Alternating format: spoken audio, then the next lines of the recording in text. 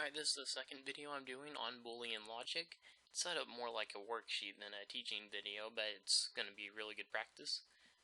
Alright, so I have some variables at the top here, and I've defined them, so you have to decide whether each one of these statements is going to be true or false. If the statement is true, it's going to print out the line here. If it's false, it won't print that out. If you want, you can get a pen and paper to do this. It's probably better to do this on pen and paper. First, you'll want to write down these values or keep them handy somehow. And then make this screen where you can see all the statements, like so. There you can see all the statements, so you can decide which ones are true and which ones are false. So if you want to pause the video now, I'm about to go over why each one of them comes out the way it does in just a second. Alright, that was plenty of time to pause it, so let's run this program, and we'll see what's true or false. You can see how you did. So if you had booleans 2, 3, 6, 7, and 10 as true, and the rest of them as false, you got 100%. Good job. We'll go over each of these individually. Alright, the first one we're going to do, if x is greater than or equal to y, this is true. Well, x is 5, y is 17. So if 5 is greater than or equal to 17, then it's going to print this out. But 5 is not greater than 17, 5 is not equal to 17, so number 1 is false. Alright, number 2. If x is greater than, if x is less than or equal to z, it's going to print that out. Well, x is 5, z is 13. 5 is less than 13, so that is either less than or equal to because it's less than. So number 2 is going to print out true. Number 3. If x is greater than or equal to a, then it's going to be true. Well, we've defined x as 5. We've let a equal x, so they're equal. Well, that two things are equal, then one is greater than or equal to the other, so that one is true. Let's go to number 4. Alright, here we have a little bit of math to do. If z minus b is greater than a times x, well, z minus b is, 13 minus 4, that would be 9. So let's pretend we have the number 9 right here. And a times x, that would be, well, a is equal to x, so that's basically x squared. So if 9 is greater than 25, it'll be true.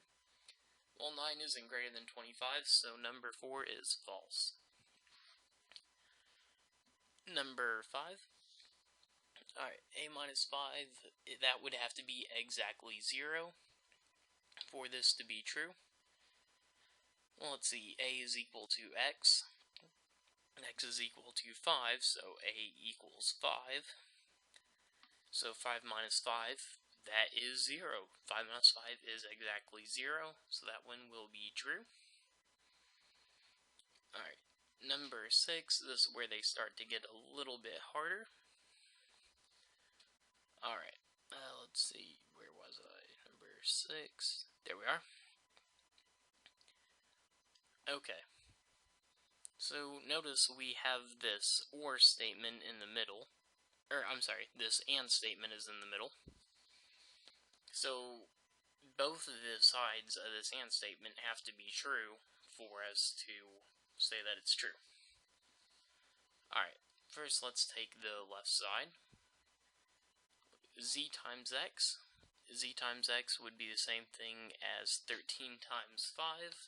Got a calculator handy. 13 times 5, that's 65, and we have to know if that's equal to or not equal to y times 4 minus b. Y times 4 is 17 times 4, and we subtract 4 for b, so basically 17 times 3, that's 64. These are not equal, so stuff on the left hand side is true. On the right hand side, y minus z, y is 17, z is 13, so if that's 4, so if 4 is greater than 4, well, that one's false. But still have this to look at. Because if either this statement or this statement right here is true, that whole side's true, which would make the Boolean true. So, y minus z, let's see, well, same thing, y minus z equals 4, and that is exactly equal to b, so this statement will come back true. Number 7.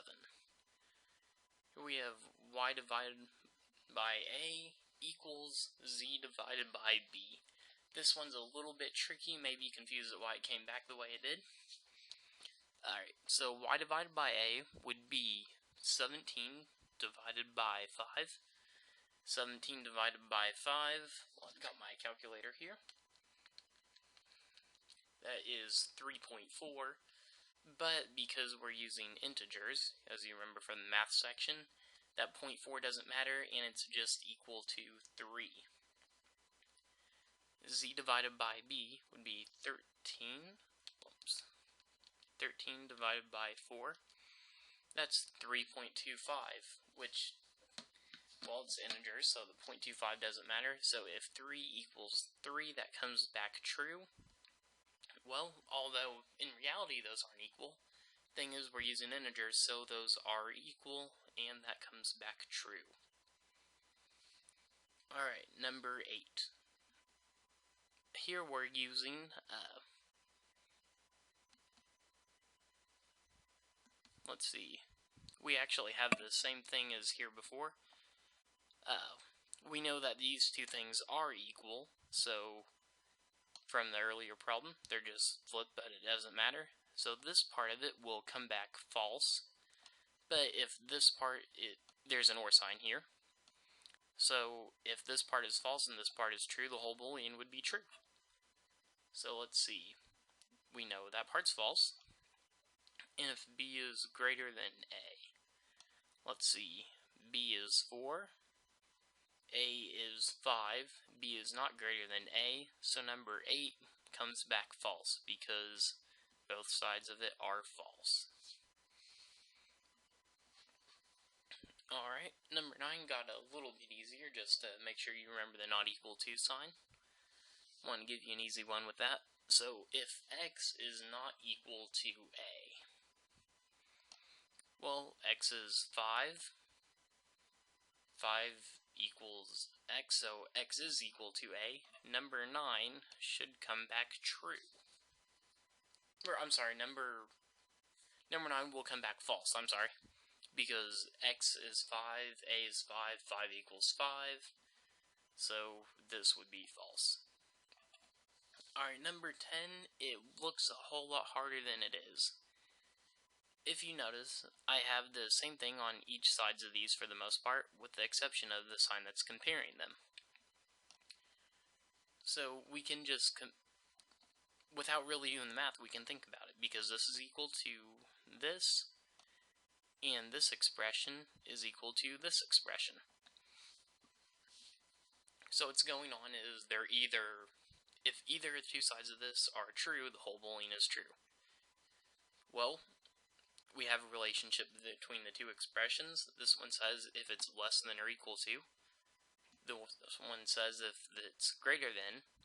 Well, one of these three things has to be true. Two things must be less than, equal to, or greater than each other as long as they're in the same order.